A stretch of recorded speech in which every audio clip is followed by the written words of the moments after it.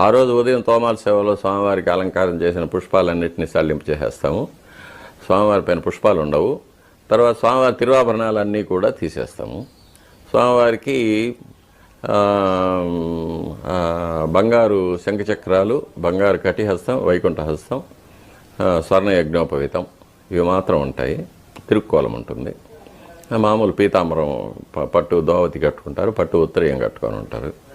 స్వామివారికి ముఖబింబంలో పచ్చకర్పూర నామం మామూలుగా మనం వేసేటప్పుడేమో ఈ కంటి కొలకలు కనిపించేటట్టు మాత్రం ఉంటుంది. కంటి అపాంగం అంటారు, దాన్ని అపాంగం అంటారు. అది కనిపించేటట్టు ముక్కు రంధ్రాలు బ్రీదింగ్ కోసం వదిలిపెట్టేటట్టు చేస్తాం అన్నమాట.